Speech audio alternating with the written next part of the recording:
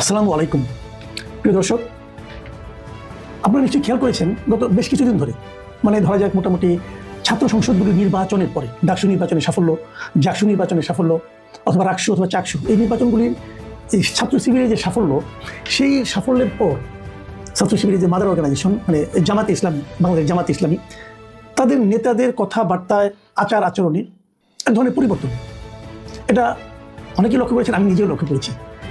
এবং কি যারা নাকি এই ছাত্র সংসদগুলিতে নির্বাচিত হয়েছেন, এই নির্বাচিত ছাত্র প্রতিনিধিদের কথাবার্তা এবং আচার আচরণ আমি এক ধরনের অধ্যত্ত কিন্তু খেয়াল করছি। যখন তারা জিতলেন, আমি নিজেও বলেছিলাম যে সারা দেশে জামাত যে রাজনীতি করছে তার প্রতিফলন কিছুটা হলো এই নির্বাচনগুলিতে পড়েছে। এবং তখন এটাও প্রশ্ন ছিল, তাহলে কি ছাত্র সংসদ নির্বাচনের যে ফলাফল তার প্রভাব জাতীয় রাজনীতিতে, জামাতের রাজনীতি পড়বে? আমি তো একমত হইনি, আমার মনে হয় সেটা পড়বে না। কিন্তু জামাতের নেতৃবৃন্দ সম্ভবত ধারণা করেছেন পড়বে, এবং সেটা পড়বে মনে করে তাহলে এগুলো তারা নিরঙ্কুশভাবে ভূমিধস বিজয় হয়েছে, তাহলে কি সারা দেশে জাতীয় নির্বাচনে জামাতের এরকম ভূমিধস বিজয় হবে? এই প্রশ্নটা সাধারণ মানুষ অনেকভাবে বিশ্লেষণ করেছেন, কিন্তু জামাতের নেতারা কিন্তু বিশ্বাস করেছেন বলে আমার ধারণা। তাদের আচার আচরণ কথাবার্তায় অনেকে, সবার কথা বলছি না, অনেকের মধ্যে সেরকম দেখা গেছে। অনেক শীর্ষ পর্যায়ের নেতাকে বলতে শোনা গেছে যে এবার যেরকম সুযোগটা পাওয়া গেছে এরকম সুযোগ আর আসবে না। একজনের কথা বলি যাকে নিয়ে এই মুহূর্তে গত একদিন ধরে প্রবল আলোচনা হচ্ছে সব জায়গায়, সে হলো চট্টগ্রামের জামায়াতের খুবই গুরুত্বপূর্ণ একজন নেতা মিস্টার শাহজাহান চৌধুরী। তিনি একটা কথা বলেছেন কিন্তু, যে সুযোগ এসেছে তা আর আসবে না। এর অর্থটা কি? মানে এবার তারা যে সুযোগটা পেয়েছেন, মানে এবার সাধারণ মানুষের মধ্যে যে চিন্তাটা কাজ করছে এরকম আর আসবে না। এটা কথা সত্য। সত্য এই কারণে আমরা গত অনেকগুলি বছর স্বাধীনতার পর থেকে আমরা দেখে আসছি, যখন থেকে বিএনপির জন্ম হয়েছে তখন থেকে দেখে আসছি যে বাংলাদেশের রাজনীতি প্রধানত ঘুরপাক খায় এই দুটো দলের মধ্যে, বিএনপি এবং আওয়ামী লীগ। কিছুদিন জাতীয় পার্টি ছিল, অল্প কিছুদিন, তারপরে জাতীয় পার্টি হারিয়ে গেছে, বিএনপি এবং আওয়ামী লীগ। এবার নানা ক্যারিকাচারের মাধ্যমে আওয়ামী লীগকে নির্বাচনের বাইরে রাখা সম্ভব হয়েছে, এবং আমি মনে করি এই ক্যারিকাচারের পেছনে জামাতের ভূমিকা সবচেয়ে বেশি। এবং আমি এটাকে জামাতের দিক থেকে অন্যায় মনে করবো তাও করি না, কারণ জামাতের পলিটিক্স এরকম। জামাত চেয়েছে প্রধান দুইটার একটা করে আমি সরিয়ে দিতে পারি, তাহলে আমি প্রধানদের মধ্যে একজন হয়ে যাবো। জামাত এই ট্যাকটিক অগ্রসর হয়েছে। হয়তো সে কারণেই এই শাহজাহান চৌধুরী বলেছেন যে সুযোগ এসেছে তা আর আসবে না। এই জায়গাটাতে আমি শাহজাহান চৌধুরী বক্তব্যটা কিন্তু সমালোচনা করতে চাই। তা আর আসবে না কেন? আগামীবার আরো ভালোভাবে আসতে পারে, আপনি যদি ভালোভাবে কাজ করেন আগামীবার আরো ভালোভাবে আসবে। কিন্তু আপনি যদি মনে করেন যে ছলে বলে কৌশলে একবার কেবল ক্ষমতায় যেতে পারলে আর কাউকে আমরা আশেপাশে আসতেই দেবো না, এমন কাজ করবো যে আর ভোটের জন্য জনগণের কাছে যেতে হবে না, তাহলে আপনি এটা বলতে পারেন যে আর সুযোগ আসবে না। কিন্তু না আসার কোনো কারণে, কিন্তু এটা নিয়ে নয়।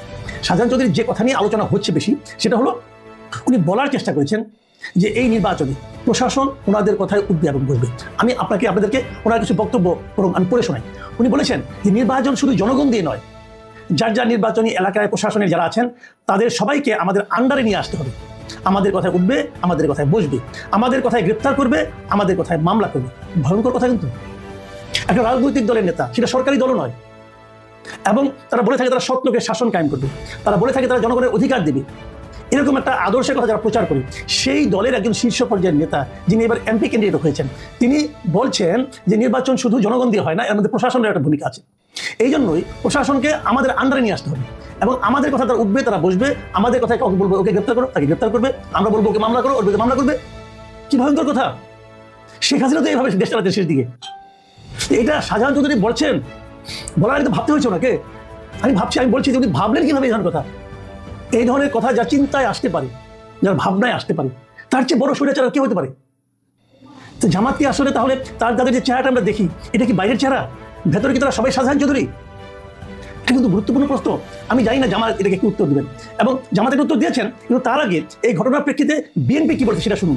বিএনপি কিন্তু বলেছে যে চট্টগ্রাম মহানগরী বিএনপির সদস্য সচিব নাজিবুর রহমান, ঘটনা তো চট্টগ্রামে ঘটেছে, বলেছে শাহজাহান চৌধুরীর বক্তব্যে প্রমাণ হয় জামায়াত নতুন করে একটা ফ্যাসিবাদ প্রতিষ্ঠা করতে চায়।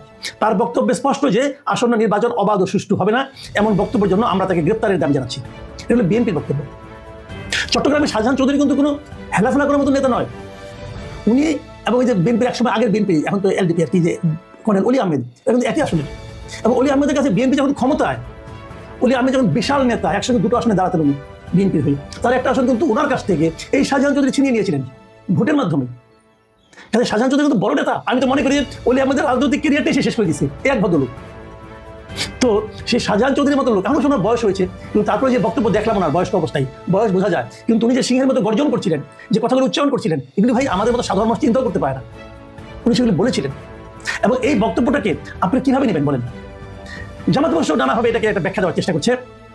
যেমন জামাতের যে কেন্দ্রীয় সহকারী সেক্রেটারি জেনারেল এবং চট্টগ্রাম অঞ্চলের যিনি পরিচালক মোহাম্মদ শাহজাহান, তিনি বলেছেন যে বক্তব্যটি আমরা দেখেছি, এটা একান্তই ওনার বক্তব্য, এটার ব্যাখ্যা উনি ভালো দিতে পারবেন, তার এই বক্তব্য জামাত সমর্থন করে না, আমরা তাৎক্ষণিকভাবে তার দৃষ্টি আকর্ষণ করেছি, এই ঘটনায় আমরা অভ্যন্তরীণভাবেও আমাদের মতো ব্যবস্থা নিচ্ছি। এই যে শেষের কথাটা, যে আমাদের মতো করে ব্যবস্থা নিচ্ছি অভ্যন্তরীণভাবে, এটা হলো আমার কাছে সবচেয়ে গুরুত্বপূর্ণ বিষয়। আমরা অপেক্ষায় থাকবো আপনারা কি ব্যবস্থা নেন সেটা দেখার জন্য।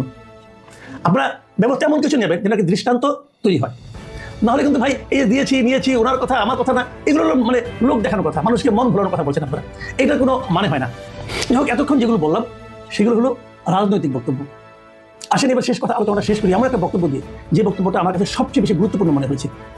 জামাত কিন্তু বলছে তারা ইসলামের শাসন চায়, জামাত বলছে তারা শরিয়া শাসন চায়, কেউ বলে আবার কেউ বলে না, কেউ বলে না আমরা তো বলিনি, আবার বলে বলছি, এরকম কথাবার্তা বলে। আবার জামাতের অনেক খুচরা নেতা এমনও বলছে যে আপনি যদি জান্নাতে যেতে চান তাহলে জামাতকে ভোট দেন, জামাতকে ভোট দিলে আপনি জান্নাতে টিকিট কাটতে পারবেন, এগুলো বলা হয়ে থাকে, নানা রকম কথা বলা হয়।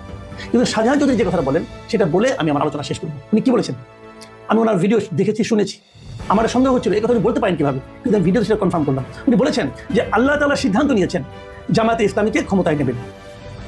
এই কথাটা শাহজাহান চৌধুরী কি করে বলেন? ওনার মতো একজন, ওনার লেবাসে, ওনার চেহারা সব দিকে তো মনে হচ্ছে উনি খুব একজন ধার্মিক মানুষ, আল্লাহ মানুষ। তুমি কি করে এই কথা বললেন? আল্লাহ কি সিদ্ধান্ত নিয়েছেন আপনি শাহজাহান চৌধুরী কি করে জানেন? কিভাবে ভাই বুঝান তো আপনি আমারে। আপনি বলতে পারেন যে আল্লাহ সিদ্ধান্ত নিয়েছেন? ঠিক আছে, আমি ধরে নিলাম আপনি জানেন, আপনি এতই আপনি মানে কামেল লোক যে আপনার সঙ্গে একটা যোগাযোগ আছে, আল্লাহ আপনাকে বলেছেন অথবা শুনেছেন অথবা ভেবেছেন, হতে পারে। ধরা যাক কথার কথা জামাত ক্ষমতায় গেল না, তাহলে যারা আপনার এই কথাগুলো শুনলো তারা কি মনে করলো? যারা বিশ্বাস করলো তারা কি ভাবলো? তখন তো তারা ভাববে আপনি বলেছেন আল্লাহ সিদ্ধান্ত নিয়েছে জামাতে ক্ষমতা নেবে, জামাত তো ক্ষমতা গেল না, তাহলে আল্লাহ সিদ্ধান্ত কোনো কাজ হয় না? আপনার আল্লাহকে নিয়ে কোথায় ঠেকে দিলেন রে ভাই? এটা কোনো সেন্সিবল কথা আপনি বলেছেন? অথবা যদি আল্লাহর প্রতি সন্দেহ না করে, এটা উচিত হবে না, একদম ভয়ঙ্কর অন্যায় হবে, কবিরা গুনাহ হবে, ঠিক আছে, ধলা মতে করলো না। কিন্তু যারা নাকি অন্য ধর্মের লোক, যারা নাস্তিক টাইপের লোক, তারা কিভাবে আপনাকে বললেন আপনার নামে কিভাবে বলবে এবং আল্লাহর কথা কিভাবে বলবে? অথবা ধরা যায়, কোথাও ধরলাম না, তাহলে আপনি যে কথাটা বললেন আপনার কথা আগামী থেকে বিশ্বাস করবে? আপনার দলের কথা বিশ্বাস করবে? এই আয়াত এগুলি বলে। কথা বলার সময় খেয়াল রাখবেন না। কেউ কেউ হয়তো বলবেন যে ওনার বয়স হয়েছে এবং হয়তো একেবারে ওনার মানে স্থিরতা নাই, অথবা ওনার মানে আপনার ওই আগের মতো গুছিয়ে কথা বলতে পারেন না, ভাবনাগুলো প্রকাশ করতে পারেন না, বয়সজনিত কারণ, এটা বলতে পারেন, এটা ভালো যুক্তি। যদি সেই যুক্তি হয় তাহলে তো ওনাকে আপনার প্রার্থী করা ঠিক হয় নাই। এরকম এলোমেলো লোককে আপনার প্রার্থী করবেন কেন? এই প্রশ্নের কি জবাব দেবেন? আমি এইগুলির ক্ষেত্রে জামাত ইসলামের একটা বক্তব্য আশা করি যে ওনারা বলবেন যে আসলে কি হচ্ছে, এবং সেই সঙ্গে এটাও বলছি যারা ছাত্র সংসদে নির্বাচিত হয়েছেন তাদেরকে উনি সংযত হতে বলবেন। কয়েকদিন আগে দেখলাম, খুব সুনাম শুনেছিলাম এই ছেলেটার, এই সাদিক কাইম, খুব ভদ্রলোক, শুনেছিলাম তার যে উত্তেজিত বক্তব্য শুনলাম যে কোন কোন টিচারকে থাকতে দেওয়া হবে না, বের করে দেওয়া হবে। ভাই হুয়ারিও বের করে দেওয়ার, আপনি কে? কে আপনি? 2 বছর পর আপনি এই সংসদে মেয়াদ চলে গেল, আপনি পাবলিক, আপনি কে রে ভাই? আপনি একটু টিচারকে বের করে দেবেন, সে ভিন্ন মত ধারণ করে বলে, ভিন্ন মত পোষণ করে বলে ফ্যাসিবাদের পক্ষে কোন স্বাক্ষর দিয়েছে। আরে ফ্যাসিবাদের পক্ষে তো আপনিও ছিলেন কয়েকদিন আগে, কিছুদিন আগে তো ফ্যাসিবাদের পক্ষে আপনিও ছিলেন। আপনি ছিলেন না? আপনি ছবি দেখি নাই, আপনি সাধারণ সম্পাদক দেখি নাই, ছাত্রলীগের কোন কমিটি ছিল, ছিলেন না আপনারা? তাহলে ওই লোক কোন লোক আপনার কোন কারণে প্রেশারে পড়ে না, কোন কারণে কোন ফ্যাসিবাদের পক্ষে কোন সিগনেচার করেছে, এটা তাকে বের করে দেবেন? এরকম বহু লোক আছে ভাই। বাংলাদেশের কোন লোকটা ছিল না ওই সময় হঠাৎ করে বিপ্লবী হয়ে গেছেন ভাই, যেটা ভোট পেয়ে মাথা খারাপ হয়ে গেছে? এরকম বহু লোক দেখছি, ভোট পাওয়ার পরে হারাই গেছে ভাই। বহু নেতা দেখা হয়ে গেছে। নিজেকে সংযত করেন, যে সুনামটা আপনার শুনেছিলাম সেটা কন্টিনিউ করার চেষ্টা করেন। বিনয়ীর অভিনয় বেশি দিন করা যায় না, প্রকৃত চেহারা বের হয়ে যায়। সেই চেহারাটা নিজের চারিত্রিক বৈশিষ্ট্য যদি পরিবর্তন করতে না পারেন, সেই চেহারা বেশি দিন ঢেকে রাখতে পারবেন না। প্রিয় দর্শক, আমি আশা করব আমাদের রাজনৈতিক নেতৃবৃন্দ কিংবা ছাত্র নেতৃবৃন্দ যারাই যেখানে আছেন সংযত হওয়ার চেষ্টা করেন, ভাবার চেষ্টা করেন, বোঝার চেষ্টা করেন যে মানুষকে মানে একটা মুখোশের মাধ্যমে মানুষকে আড়াল করে বেশি দিন থাকা যায় না, প্রকৃত সত্যটা বের হয়ে যায়। প্রিয় দর্শক, এখন এই পর্যন্তই। আল্লাহ হাফেজ।